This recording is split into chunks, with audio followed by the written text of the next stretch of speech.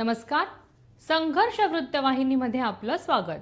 घेऊया ठाणे आणि आसपासच्या परिसरामधील घडणाऱ्या महत्त्वाच्या घडामोडींचा आढावा. कल्याणहून ट्रान्स हार्बर रेल्वे मार्गावर प्रवास करणाऱ्या प्रवाशांना ठाणे स्टेशनला न येता थेट नवी मुंबई गाठण्यासाठी नागरी परिवहन प्रकल्पांतर्गत ऐरोली ते कळवा कॉरिडॉर प्रस्तावित करण्यात आला आहे.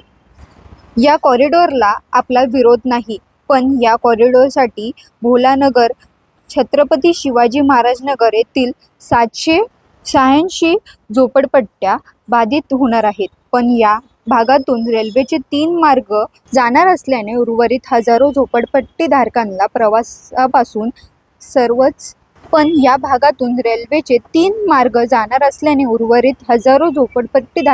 प्रवासापासून सर्वच समस्यांना सामोरे जावे लागणार आहे. त्यामुळे झोपडपट्टीधारकांचे पुनर्वसन कसे आणि कुठे करणार याबाबत शासनाने स्पष्टता दिली तरच काम करू दिले जाईल, अन्यथा कोणतेही प्रकारचे सहाय्य करणार नाही असेही डॉक्टर जितेंद्र आव्हाड म्हणाले. दरम्यान ज्या परिसरात रेल्वेचा हा प्रकल्प होत आहे तिथे सरकारी मालकीचे शासनाचे अनेक भूखंड आहेत. या भूखंडावर इमारत बांधून पुनर्वसन करावे, त्यासाठी झोपडपट्टीधारकांना लेखी करारपत्र करावे असेही डॉक्टर आव्हाड यांनी सांगितले आहे. MBRCचा प्रकल्प आहे MUTP, म्हणजे कल्याणहून येणाऱ्या गाड्या या ठाण्याला न येता त्या डायरेक्ट नवी मुंबईकडे जातील अशा प्रकारचा एक रेल्वे मार्ग तयार करण्याच्या दृष्टीने कामकाज 2017 सालापासून सुरू होतं. ते आम्ही अडवून ठेवलं होतं आणि अजूनही अडवून ठेवू, कारण तिथल्या जे झोपड्या उद्ध्वस्त होणार आहेत, त्या पाडण्यात येणार आहेत, त्यांचं पुनर्वसन हे अशा ठिकाणी केलं जातं की तिथले गरीब माणसं जगूच शकत नाही. कारण का तिथल्या बहुतेक महिला या धुणी भांडी करणाऱ्या, घरकाम करणाऱ्या किंवा त्यांचे घरचा जो कर्ता पुरुष आहे तो कुठेतरी हातगाडीवर काम करत असतो, जर जवळच कुठेतरी रोजंदारीवर काम करत असतो, त्यामुळे घरसंसार त्याच्यावर चालू असतो.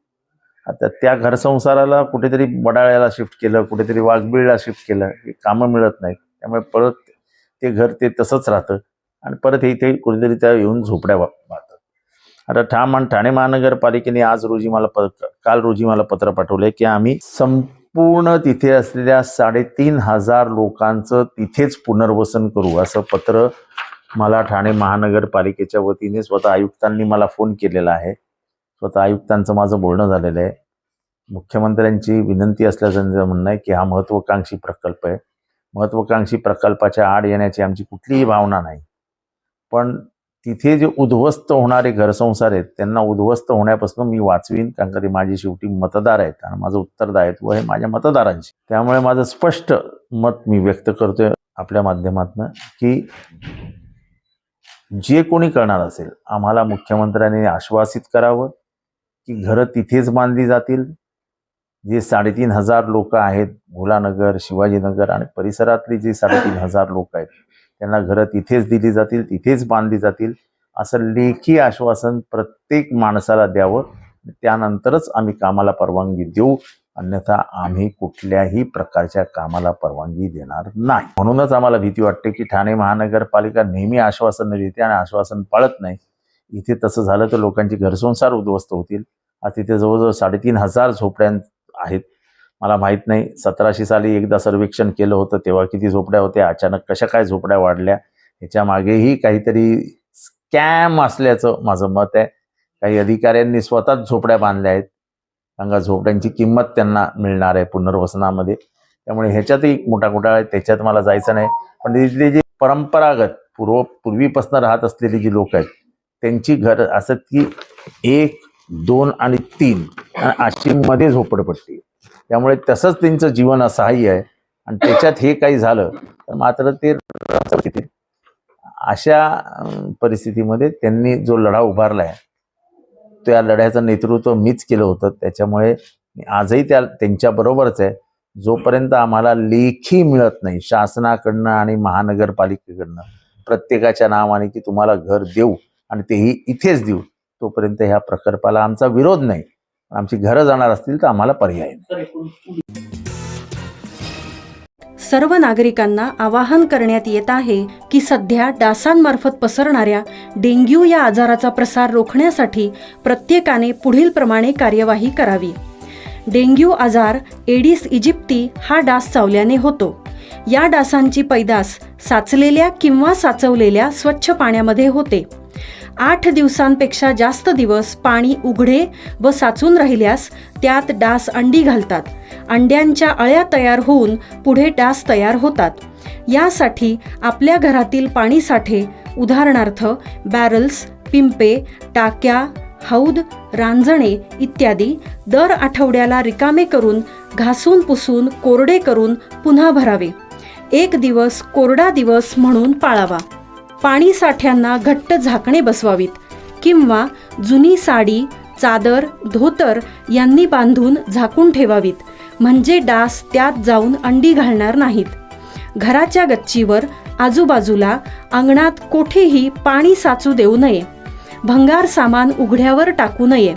उदाहरणार्थ टायर्स, प्लास्टिक सामान, कुंड्या, टाकाऊ वस्तू इत्यादी. अशा सामानात पावसाचे पाणी साठून त्यात डेंग्यूच्या डासांची पैदास होते. घरातील कूलर्स, फ्रीजच्या पाठीमागील ट्रे हे देखील वेळोवेळी कोरडे करावेत. लक्षात ठेवा, नुसत्या फवारणीने डास घनता कमी होत नाही, तर त्यासाठी डास पैदास ठिकाणे नष्ट करणे ही आपल्या सर्वांची जबाबदारी आहे. कोणताही ताप अंगावर न काढता जवळच्या शासकीय रुग्णालयात मोफत औषधोपचार घ्या. अशा प्रकारे नागरिकांनी सहकार्य केल्यास डेंग्यूचा प्रसार रोखणे सहज शक्य आहे.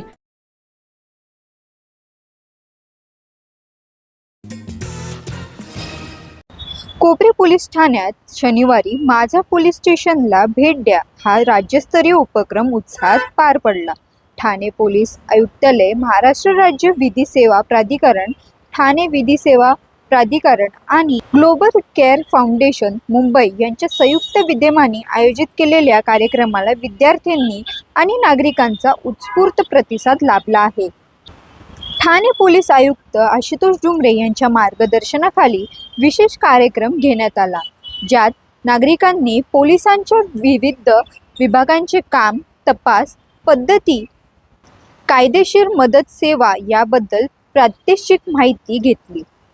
महाराष्ट्र राज्य कायदेशीर विधी सेवा प्राधिकरण, ठाणे जिल्हा विधी सेवा प्राधिकरण आणि ग्लोबल केअर सेंटर यांच्या संयुक्त विद्यमाने राबवण्यात आलेल्या या उपक्रमाचा मुख्य उद्देश नागरिक पोलीस यांच्यातील दरी कमी करणे, विश्वास दृढ करणे आणि कामकाज पारदर्शक करणे हा आहे.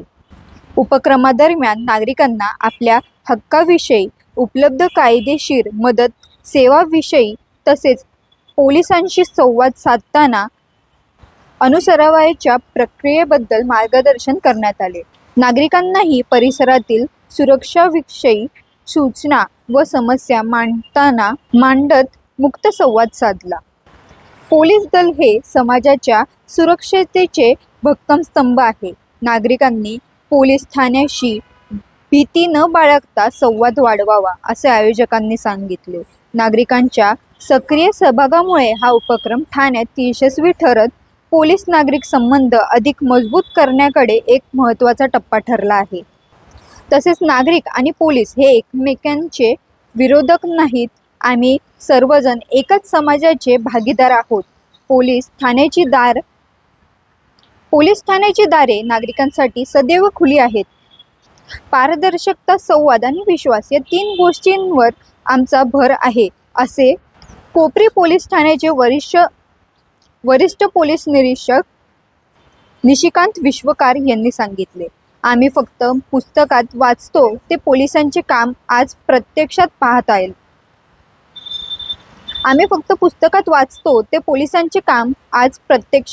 आले. पोलीस किती शिस्ती आणि जबाबदारीने काम करतात हे जाणवले. हा अनुभव आमच्या कायम आठवणीत राहील असे प्रतिपादन विद्यार्थी सायली यादव हिने सांगितले. आज शनिवार दिनांक 29/11/2025 रोजी माननीय पोलीस आयुक्त यांच्या संकल्पनेतून तसेच महाराष्ट्र विधी प्राधिकरण, ठाणे विधी प्राधिकरण आणि ग्लोबल टेअर फाउंडेशन यांच्या संयुक्त विद्यमानाने आज एक आगळा वेगळा कार्यक्रम ठेवला असून आज रोजी सर्वसामान्य लोकांना visit to my police station असं हा कार्यक्रमाचं नाव असून या कार्यक्रमाचा मुख्य उद्देश असा आहे की सर्वसामान्य लोकांना पोलिसांचं कामकाज कसं चालते व पोलिसां विभागामार्फत काय सुविधा पुरवल्या जातात या सर्व गोष्टीची जाणीव करून देण्यासाठी आज रोजी सकाळी 10 ते संध्याकाळी 4 वाजेपर्यंत सर्व नागरिकांसाठी पोलीस स्टेशनचे सर्व विभाग खुले राहणार असून आमचे सर्व अधिकारी व कर्मचारी पोलिसांचं दैनंदिन कामकाज कसं चालते आणि कोणत्या सुविधा पोलीस विभागामार्फत दिल्या गेलेल्या आहे याची सर्व माहिती देणार आहे. धन्यवाद. मी लावण्या गोलार 9th मधून पीपल्स एज्युकेशन सोसायटी स्कूलमधून. आम्ही इकडे पोलीस स्टेशनची म्हणजे आम्ही इकडे बघायला आलो की पोलीस स्टेशनमध्ये काय वर्क होतं, ते लोक कसे काम करतात.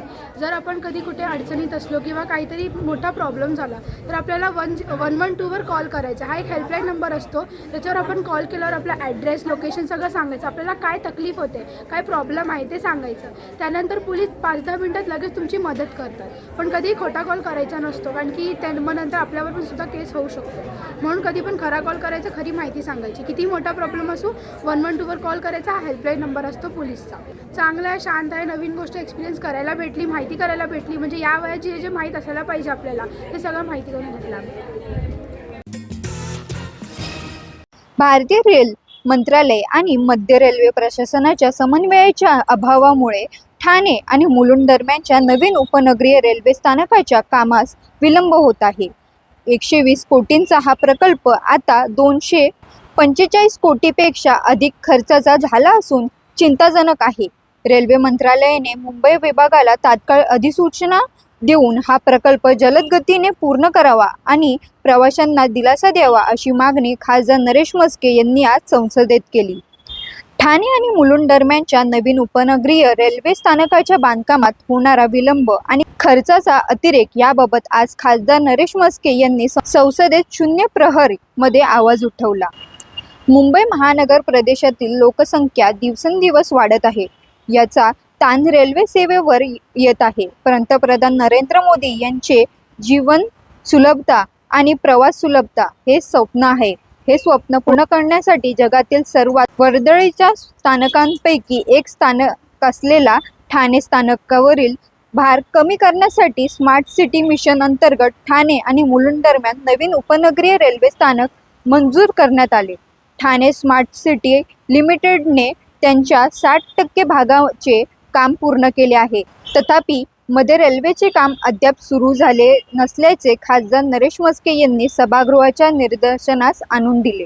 3 जुलै 2024 रोजी झालेल्या बैठकीत या स्थानकाच्या रेल्वे भागाचा खर्च आणि काम रेल्वे मंत्रालय करेल हा निर्णय घेण्यात आला होता. मात्र मुंबई विभागातील अधिकारी अद्याप मंत्रालयाकडून कोणतीही अधिकृत सूचना मिळालेली नाही. सूचना अभावी ते काम सुरू करू शकत नाहीत अशी सबब सांगत आहे. या विलंबाचा परिणाम असा झाला आहे की मूळ अंदाजे 120 कोटींचा हा प्रकल्प आता 245 कोटींपेक्षा जास्त झाला आहे. स्मार्ट सिटी मिशन मार्च 2025 मध्ये संपत आहे. त्यामुळे त्याकडे आता अतिरिक्त निधी उरलेला नाही. जर त्वरित काम सुरू केले नाही तर निधी अभावी प्रकल्प रखडण्याची भीती खासदार नरेश म्हस्के यांनी व्यक्त केली आहे. रेल्वे मंत्रालयाने मुंबई विभागाला तात्काळ अधिसूचना जारी करावी जेणेकरून रेल्वेला त्याचे काम सुरू करता येईल. वाढलेला खर्च लक्षात घेता आवश्यक निधी त्वरित मुंबई विभागाला उपलब्ध करून द्यावा आणि हा प्रकल्प जलद गतीने पूर्ण करावा जेणेकरून जनतेच्या पैशाचा अपव्यय होणार नाही आणि ठाण्यातील प्रवाशांना दिलासा मिळेल अशी मागणी खासदार नरेश म्हस्के यांनी केंद्र सरकारकडे केली आहे. हे स्वप्न पूर्ण होण्याकरता ज्या ठाणा स्टेशनवर दररोज 10 लाखाच्या वरती प्रवासी वाहतूक करत असतात त्याचा लोड कमी करण्याकरता नवीन स्टेशनची निर्मिती स्मार्ट सिटी मार्फत करण्याचे ठरवले. 60% काम स्मार्ट सिटी आणि ठाणे महानगरपालिकेने बनवलेलं आहे. उरलेलं 40% काम स्टेशनची निर्मिती रेल्वे मंत्रालयातर्फे करणार होते. परंतु 120 करोड जो पूर्वी खर्च येणार होता तो खर्च आता 245 करोडच्या वरती झालेला आहे. 3 जुलै 2024 रोजी झालेल्या बैठकीत रेल्वे मंत्र्यांनी सदरचा खर्च रेल्वे मंत्रालय करेल असं फिक्स केलं आणि तसं जाहीर केलं, परंतु अद्यापही त्या संदर्भात खालती रेल्वे मंत्रालयाने रेल्वे मंत्र्यांच्या मार्फत खाली मेसेज दिलेला नाहीये. वारंवार ही मागणी मी सातत्याने करत आहे. धन्यवाद. जुलै 2025 मध्ये स्मार्ट सिटी कंपनी बंद झाली, त्यामुळे येणारा निधी आता बंद झालेला आहे. महानगरपालिकेची कॅपॅसिटी नाहीये, कोविड नंतर परिस्थिती वाईट आहे, तरी लवकरात लवकर रेल्वे मंत्रालयाने तो खर्च उचलून ते स्टेशन पूर्ण करावे ही विनंती मी आपणास करत आहे. ठाणे शहरामध्ये दरवर्षीप्रमाणे यंदाही दत्त जयंती उत्सव मोठ्या उत्साहात साजरा करण्यात आला आहे. तसेच यंदा शहरातील दत्त मंदिरे फुलांनी सजवले गेले होते.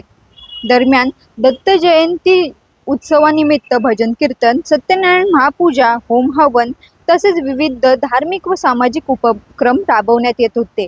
शहरातील कोपरी, नौपाडा, कोलशेत, वर्तकनगर आदी परिसरात व ठाण्यातील विविध भागातील दत्त मंदिरात दत्त जन्म उत्सवानिमित्त दत्त दिगंबरांच्या दर्शनासाठी भाविकांनी अलोट गर्दी केली होती. भाविकांनी सकाळपासूनच रांगा लावून सद्गुरू दत्त माऊलींचे मनोभावे दर्शन घेतले. तर ठाण्यातील प्राचीन अशा 1912 साली स्थापना झालेल्या विठ्ठल सायना दत्त मंदिरात 113 वर्षांची परंपरा आजही अविरतपणे दत्त जन्म उत्सवानिमित्त जपल्याचे पाहायला मिळत आहे. एकंदरीत दत्त जन्म उत्सवानिमित्त शहरातील सर्व दत्त मंदिरात भाविकांची दर्शनासाठी एकच गर्दी उसळली होती. यावेळी दिगंबरा दिगंबरा श्रीपाद वल्लभ दिगंबरा या नामघोषाने संपूर्ण ठाणे शहर भक्तिमय वातावरणात न्हाऊन गेले होते. तसेच काही दत्त मंदिरात महाभंडाऱ्याचे देखील आयोजन करण्यात आले होते. यावेळी या महाभंडाऱ्याचे मोठ्या प्रमाणावर भाविक व भक्तांनी लाभ घेतला आहे.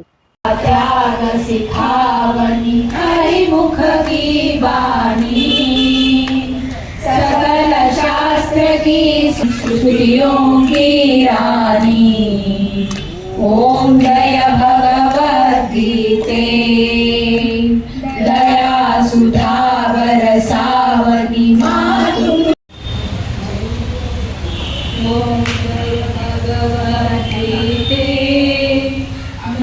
जय भगवद सुंदर सुपुनीते, ओम जय भगवद गीते, कर्म सुमत न च तस्मान् मनुष्येषु कश्चिन् मे प्रियकृतो, ज्ञानयज्ञेन तेनाहम् इष्टस्यामिति मे मतिः, श्रद्धावान् न सूयश्च शुभालोकान् प्राप्नुयात् पुण्यकर्मणां, कच्चिदेतच्छ्रुतं प्रचेतसा, कच्चिदज्ञानसम्मोहः प्रणष्टस्ते धनञ्जय.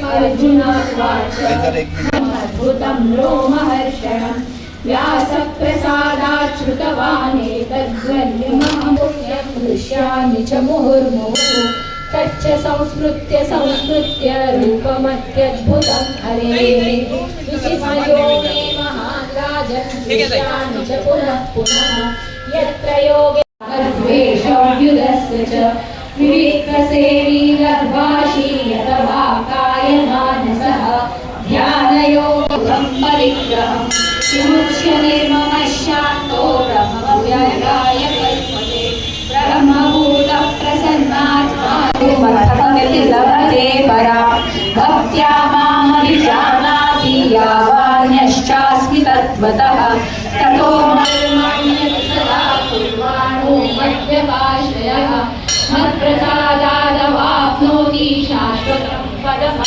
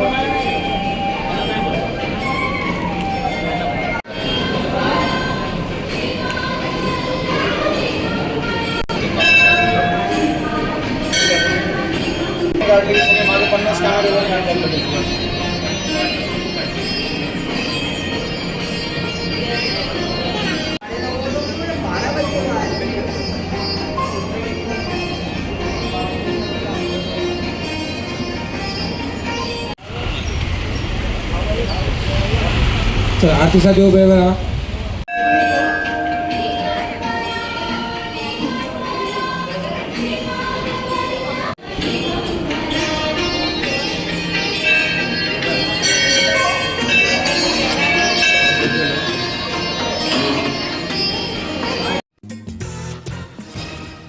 तर हे होतं संघर्ष वृत्तवाहिनीचं आजचं बातमीपत्र.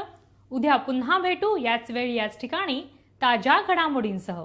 तोपर्यंत नमस्कार.